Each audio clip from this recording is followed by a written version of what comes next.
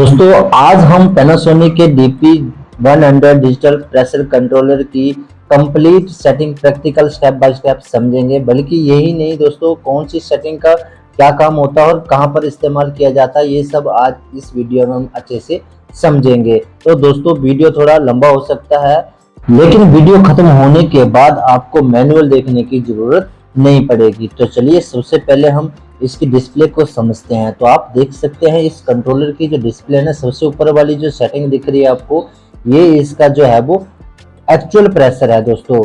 उसके बाद नीचे वाली जो आप देख सकते हैं, ये इसका सेट वैल्यू पॉइंट। यहाँ पर आप जितनी वैल्यू सेट करेंगे ना, उतने में ही ये जो एक्चुअल प्रेशर है वो काम करेगा दोस्तों। चलिए इसके बाद नीचे में आप देख सकते हैं इसका एक ये ब्लू कलर का मोड बटन है। इसी मोड बटन की को प्रेस करके आप जो है वो अलग अलग मेन्यू में जा सकते हैं। उसके बाद अप और डाउन की से आप इसकी जो वैल्यू है वो कम और ज्यादा कर सकते हैं। इस कंट्रोलर में ना दोस्तों 3 मोड होते हैं। सबसे पहला रन मोड होता है, दूसरा जो है वो मेन्यू सेटिंग मोड होता है और तीसरा जो है वो प्रो मोड होता है। तो चलिए पहले इसका जो रन मोड है ना उसको समझते हैं। अभी आप कंट्रोलर में जो देख रहे हैं ना, ये सब रन मोड है दोस्तों। यहाँ कंट्रोलर में एक्चुअली प्रेशर कितना है और आपने जो सेट वैल्यू है वो कितनी है, ये सब जो है वो दिखाता है। आप इसकी जो सेट वैल्यू वो चेंज कर सकते हैं रन मोड में। तो ये जो है सब वो रन मोड में दिखाता है। इसके बाद आता है दोस्तों दूसरा जो है वो मेन्यू सेटिंग मोड। तो उसके लिए हम क्या करेंगे कि जो मोड की है ना, इसको 2 सेकंड के लिए प्रेस करेंगे तो मेन्यू सेटिंग मोड जो है वो उसमें चले जाएंगे। तो अभी आप देख सकते हैं मैंने 2 सेकंड के लिए मोड की को प्रेस की तो उसके मेन्यू सेटिंग मोड में आ गए हैं। सबसे पहले आप देख सकते हैं इसमें HYS लिखा हुआ है, यानी कि इस सेटिंग में भी 3 मोड होते हैं। तो सबसे पहले आप देख सकते हैं हिस्टेज, उसके बाद आ गया दोस्तों WCMP यानी कि विंडो कंपैरेटिव मोड, और उसके बाद आगे इजी मोड। तो हमने जो है इसमें हिस्टेज सेट किया हुआ है। सबसे पहले इसमें इजी मोड आता है, फिर आता है हिस्टेज, फिर आता है WCMP विंडो कंपैरेटिव मोड। तो इसमें जो हिस्टेज हमने सेट किया हुआ है ना दोस्तों, वो उसका मतलब ये है कि इससे हम जो है वो लो और हाई जो है वो वैल्यू इसमें प्रेशर जो है वो सेट कर सकते हैं। तो मान लीजिए इसमें हिस्टेज मोड हमने सेट करना है, तो कैसे सेट होगा? अभी सबसे पहले आपने क्या करना है, इसमें हिस्टेज मोड सेट करना है। उसके बाद आपने फिर मोड की को 2 सेकंड के लिए प्रेस करना है। उसके बाद फिर ये सेव हो जाएगा। उसके बाद दोस्तों इसमें अभी आप देख सकते हैं और बाहर इसकी जो है वो लो और हाई लिमिट जो है वो आपने इसमें सेट करनी है। तो आप देख सकते हैं दोस्तों, जैसे कि मैंने लो लिमिट में इसमें 3.85 सेट करा हुआ है। उसके बाद हाई लिमिट में दोस्तों आप देख सकते हैं 3.90 सेट किया हुआ है। तो आप अपने हिसाब से जितना आपने प्रेशर रखना है उतना आप इसमें लो और हाई जो है वो वैल्यू सेट कर सकते हैं। तो चलिए इसके बाद आप मोड की को प्रेस करके 2 सेकंड, उसके बाद फिर हम इसकी जो नेक्स्ट सेटिंग है उसके में जाते हैं। तो अभी आप देख सकते हैं मोड की को 2 सेकंड प्रेस किया, तो उसके बाद हम फिर से हिस्टेज वाले उसमें मोड में आ गए हैं उसको। उसके बाद दोस्तों आपने क्या करना है कि अब नेक्स्ट में जाना है, अप और डाउन की हिसाब इसके जो है वो इजी मोड में चले जाएंगे। तो अभी आप देख सकते हैं इजी मोड में हम आ गए हैं। उसके बाद फिर से आपने 2 सेकंड जो है वो मोड की को प्रेस करना, तो ये सेव हो जाएगा।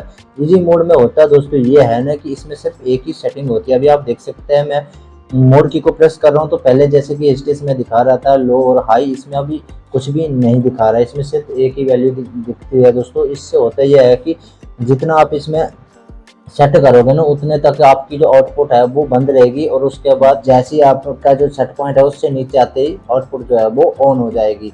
तो अगर आपको कुछ भी ऐसा नहीं समझ लग रहा है दोस्तों, तो आप सिर्फ इसमें जो है वो इजी मोड सेट कर सकते हैं। तो चलिए दोस्तों फिर से हम जो है वो 2 सेकंड मोड की को प्रेस करेंगे और नेक्स्ट जो मोड है उसमें जाते हैं। अभी आप देख सकते हैं फिर से जो हम इजी मोड में आ गए हैं। उसके बाद अप और डाउन की से आपने से इसका जो नेक्स्ट मोड है उसमें जाना है WCMP वाले में, विंडो कंपैरेटर मोड। अभी आप देख सकते हैं दोस्तों मैं WCMP जो सेट कर दिया। उसके बाद जो है वो अभी मोड की को 2 सेकंड प्रेस करेंगे तो ये सेव हो जाएगा। उसके बाद अभी आप देख सकते हैं दोस्तों इसमें भी जो है ना वो 2 वैल्यू सेट करना पड़ती है, लो लिमिट और हाई लिमिट, हाई प्रेशर और लो प्रेशर जो है। तो दोस्तों इसमें होता ये है कि जो आप हाई लिमिट वैल्यू सेट करेंगे ना, उससे जो प्रेशर अगर ज़्यादा जाता है तो इसकी जो आउटपुट है वो बंद हो जाती है। और जो लो वैल्यू सेट करी है ना दोस्तों, उसके नीचे आते ही भी ये जो आउटपुट है वो बंद हो जाएगी दोस्तों। यानी कि जो लो लिमिट सेट करी है ना, उस तक प्रेशर पहुंचने के बाद और ये जो आउटपुट है वो ऑन होगी, और हाई प्रेशर जो आपने सेट करा है ना, वहां तक पहुंचते ही या फिर उसके ज्यादा जाते ही आउटपुट जो है वो बंद हो जाएगी।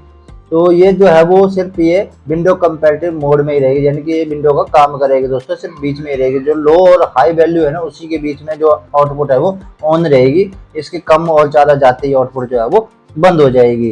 तो चलिए अभी हम जो तीनों मोड के बारे में समझ चुके हैं दोस्तों, अब जो है वो नेक्स्ट के पैरामीटर के बारे में समझ। अभी दोस्तों नेक्स्ट जो है वो आउटपुट टू अभी आप देख सकते हैं ऑफ है। तो अभी जो है हम आउटपुट 1 को ही देख रहे थे, तो आउटपुट 1 में जो 3 मोड है ना वही सेम जो है वो आउटपुट 2 में भी है।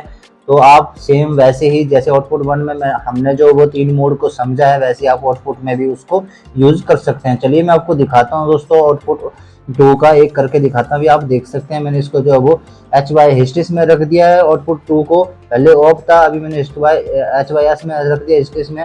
अभी आप देख सकते हैं मैं मोड की को प्रेस करके इससे बाहर आ गया। इसमें भी आप लो लिमिट और हाई लिमिट जो है वो सेट कर सकते हैं।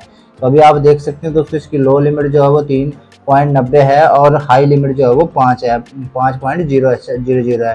तो आप अपने हिसाब से सेट कर सकते हैं दोस्तों, अपने जितना भी आपने प्रेशर रखना चाहिए। तो अगर आपने आउटपुट 2 जो है वो बंद रखनी है तो आप उसे ऑफ रख सकते हैं। अगर दोनों को आपने आउटपुट को यूज में लेना है तो आप इस प्रकार जो है वो इसको सेट कर सकते हैं अपने हिसाब से, जैसे आपने आउटपुट 1 में किया वैसे। तो अगर आप चाहते हैं कि मेरे को दोनों आउटपुट चलानी है तो आप दोनों आउटपुट को जो है वो चला सकते हैं। तो मैंने जो है वो आउटपुट 2 जो है वो बंद रखी हुई है।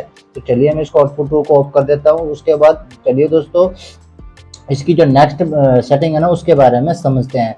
तो नेक्स्ट जो सेटिंग है ना इसकी NO और NC। तो अभी आप देख सकते हैं ये ऊपर जो है वो NO दिखा रहा है, नीचे NO और NC दिखा रहा है। इसका मतलब पहला जो है वो NO है, पहली जो आउटपुट है वो NO है, दूसरी जो आउटपुट है वो NC है।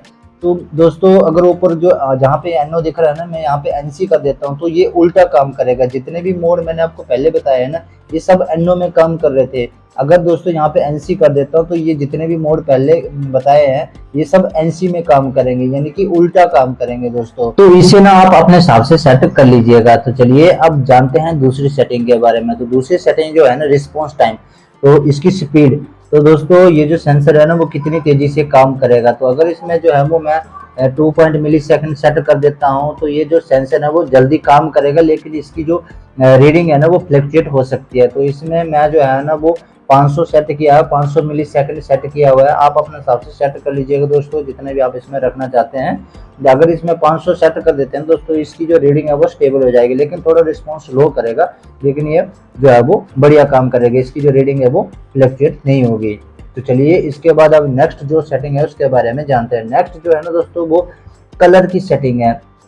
यहाँ पर जो डिस्प्ले में कलर है ना वो हम बदल सकते हैं, जैसे कि ग्रीन कलर आप देख रहे हैं ना वहाँ पे आप रेड कलर कर सकते हैं, ग्रीन कलर कर सकते हैं। ये तो दोस्तों वो कैसे, चलिए मैं आपको करके दिखाता हूँ। अभी आप देख सकते हैं G ऑन है ना दोस्तों, यानी कि ग्रीन ऑन है, यानी कि इसका मतलब ये है दोस्तों कि जब इसकी आउटपुट है ना वो ऑन होगी तब ये ग्रीन लाइट जो है वो ऑन होगी। तो इसमें चलिए मैं आपको करके दिखाता हूँ। हम चाहते हैं कि मान लीजिए कि ये जो ऊपर वाली डिस्प्ले है वो बिल्कुल रेड दिखे, हमें आउटपुट से कुछ भी नहीं लेना, हम सिर्फ जो आउटपुट ऊपर वाली जो रीडिंग डिस्प्ले है ये हमें रेड चाहिए दोस्तों। तो इसके लिए क्या करेंगे, यहाँ पे अभी देख सकते हैं मैंने जो ये रेड सेट किया है ना, इसके बाद मोड की को प्रेस करेंगे तो ये सेव हो जाएगा। और ऊपर की अभी आप देख सकते हैं जैसे ये सेव होगी तो ऊपर जो है वो ये रेड होगी, ऊपर वाली डिस्प्ले सारी जो है वो रेड हो गई है। चलिए फिर से इसके बाद मोड की को प्रेस करेंगे और इसके बाद इसको जो है जैसे है G ऑन था वैसे हम इसको सेट कर देते हैं, क्योंकि हमें जो है वो ग्रीन ही चाहिए दोस्तों।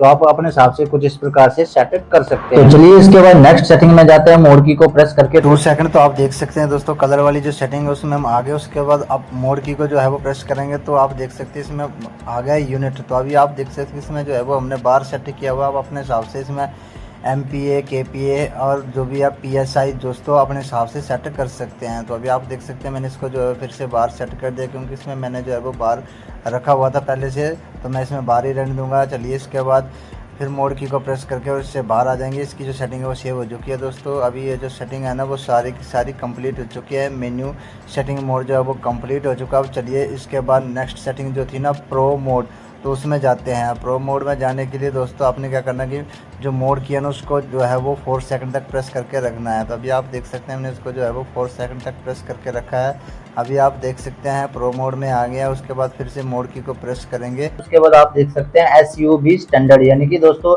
सब डिस्प्ले जो नीचे वाली डिस्प्ले है ना छोटी वाली उसमें आप क्या इंफॉर्मेशन दिखाना चाहते हैं।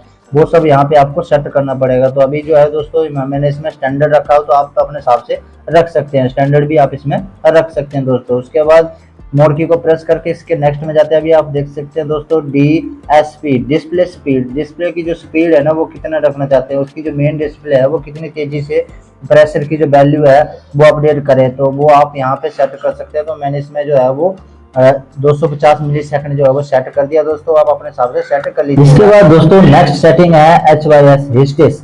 हिस्टेस इसकी जो वैल्यू है वो इसमें 8 लेवल होते हैं दोस्तों, 8 लेवल मिलते हैं, लेकिन इसमें हमने जो 3 लेवल ही सेट किए हुए हैं। जैसे कि हिस्टेस मोड हो गया दोस्तों, विंडो कंपैटिबल मोड हो गया, रन मोड हो गया, ऐसे करके कुछ जो है वो दोस्तों हमने 3 लेवल इसमें सेट किए हुए हैं, आप अपने हिसाब से सेट कर सकते हैं। चलिए इसके बाद नेक्स्ट में जाते हैं। नेक्स्ट जो है DISP दोस्तों, यानी कि दोस्तों इसकी जो आउटपुट 1 और 2 है, इसका कलर जो है वो आप अपने हिसाब से यहाँ पे चेंज कर सकते हैं। इसमें जो है वो कलर आपने आउटपुट 1 का कलर जो है वो अलग रखना है, आउटपुट 1 का अलग रखना है, तो आप इसमें जो है वो सेट कर सकते हैं। इसके बाद नेक्स्ट में जाते हैं इको मोड।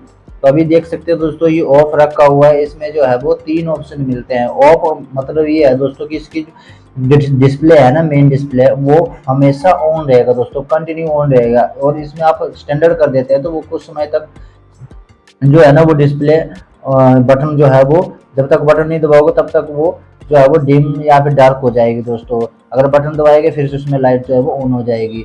उसके बाद इसमें फुल करेंगे ना तो वो कुछ समय तक जो है वो ऑपरेशन करेगा दोस्तों, ऑपरेट करेगा, उसके बाद फिर ये ऑफ हो जाएगा। उसके बाद जैसे आप इसके बटन को दबाएंगे तो फिर से लाइट जो है वो ऑन हो। नेक्स्ट जो है ना दोस्तों इसमें कोड है, इसमें कोड आपको डालना पड़ेगा। इस कंट्रोलर की जो आप जो करंट सेटिंग है ना उसको अगर आप रिकॉर्ड रखना चाहते हैं दोस्तों एक कोड के रूप में, तो आप यहाँ पे कोड सेट करके उसकी जो सेटिंग है ना उसे वो रिकॉर्ड रख सकते हैं, उसको सेव रख सकते हैं। उसके बाद नेक्स्ट में चले जाते हैं। नेक्स्ट जो है वो कॉपी दोस्तों, अभी आप देख सकते हैं इसमें कॉपी मोड आ गया। अगर आपके पास कोई दूसरा मास्टर DP100 या फिर स्लैब DP100 जो है अगर मीटर है दोस्तों, ऐसा कंट्रोलर है, तो आप वहां पे उस दोनों के साथ कॉपी कर सकते हैं और उसकी दोनों की जो सेटिंग है वो सेव कर सकते हैं, ताकि वो दोबारा जो है वो सेटिंग करने की आपको जरूरत ना पड़े।